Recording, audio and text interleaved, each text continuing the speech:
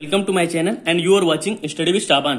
तो today I am start the new topic which is Gibbs phase rule. तो चलिए हम लोग देखते हैं Gibbs phase rule है क्या.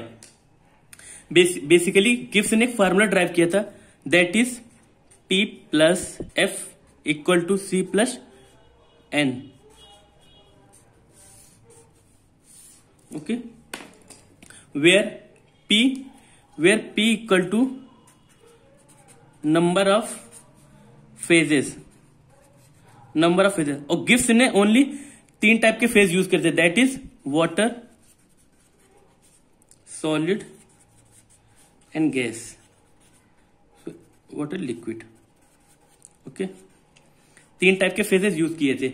और number 2 C equal to number of chemical component. अब केमिकल कंपोनेंट क्या होंगे, जैसे कि एग्जांपल में हम देखते हैं वाटर एंड वाटर वेपर. तो वाटर और वाटर वेपर में फेज 2 होंगे, बस केमिकल कंपोजिशन एक ही होगा. क्योंकि देखिए वाटर का H2O कम होता है और वाटर वेपर का भी H2O ही होगा. सो अगर फेज कंपोनेंट की बात करें केमिकल कंपोनेंट की, तो वाटर एंड वाटर वेपर का क्या होगा, H2O होगा. तो केमिकल कंपोनेंट कितना होगा, एक ही होगा. अब बात करते हैं हम लोग F की. तो F इक्वल टू होता है degree of freedom.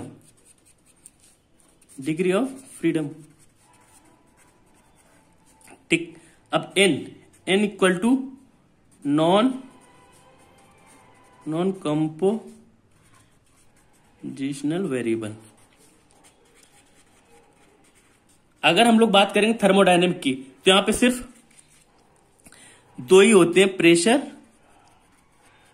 And temperature. Okay, दो ही होते हैं. 2 क्यों होते हैं, क्योंकि बाकी जो केमिकल कंपोजिशन है वो डिपेंड नहीं करते हैं. ठीक, तो इसकी वैल्यू कितनी हो जाएगी, इनकी 2. तो अपर वाले फार्मूला में रख के देखते हैं P plus F equal to C plus 2. ये फार्मूला गिब्स ने ड्राइव किया था. ओके, अब आपको समझ में आएगा कि P इक्वल टू क्या होगा, number of phases solid, liquid and gases. C equal to क्या हो जाएगा, number of chemical composition. H2O water का हो जाएगा, वाटर वेपर का भी H2O हो जाएगा. ठीक. अब डिग्री ऑफ फ्रीडम ये तो हमको फाइंड करना है. N इक्वल क्या हो जाएगा, non composition variables. Pressure and temperature thermodynamic की बात करते हैं अगर हम, तो इसमें 2 ही कंपोजिशन होते हैं जो डिपेंड नहीं करते हैं, इसीलिए इनकी वैल्यू क्या होती है, 2 वैल्यू होती है. चलिए अब let's move on another topic that is degree of freedom.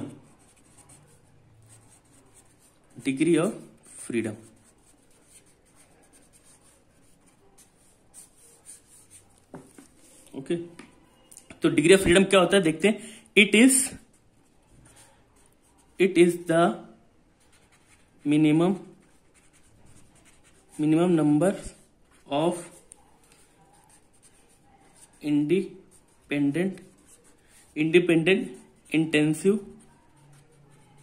intensive variable required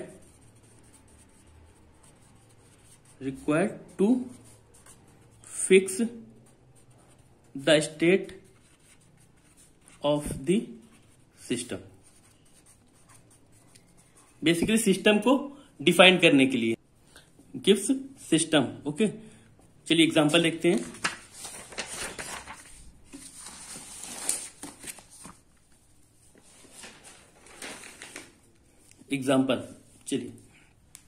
example के इनकेस अगर हम if we taking O2 and N2.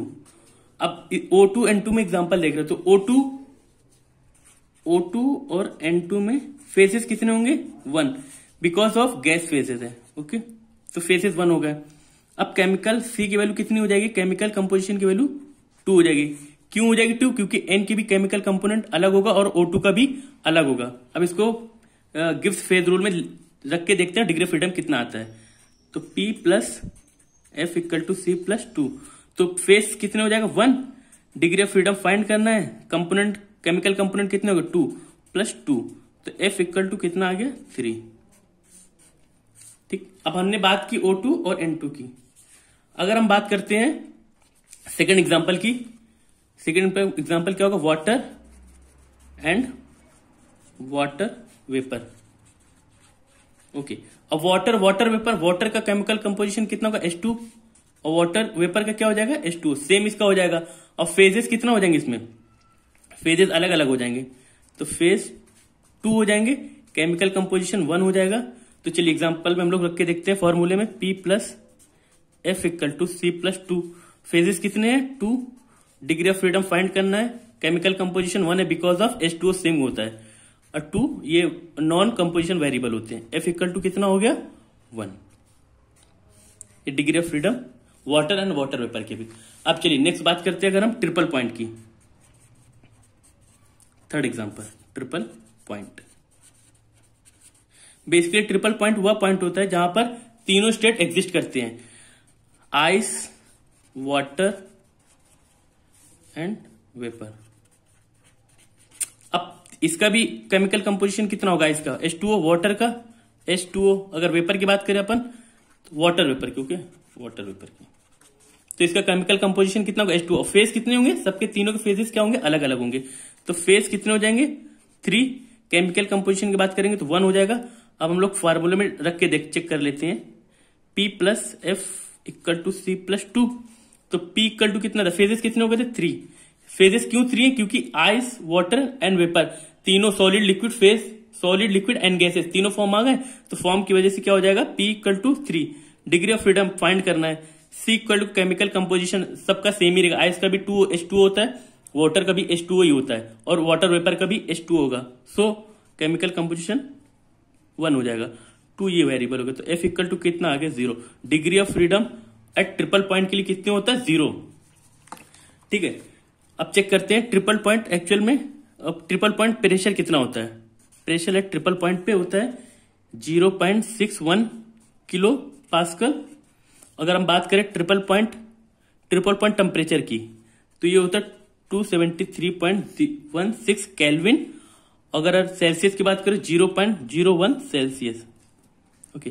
Basically ये EAC में और SSC JEE में ऑब्जेक्टिव के रूप में पूछ लिए जाते हैं, ओके। आई थिंक आपको क्लियर हो गया होगा गिब्स फेज रूल और डिग्री ऑफ फ्रीडम क्या होता है। इनकेस आपको कोई प्रॉब्लम हो इस वीडियो से रिलेटेड तो आप कमेंट सेक्शन में बता सकते हो, okay. Thank you for watching, धन्यवाद।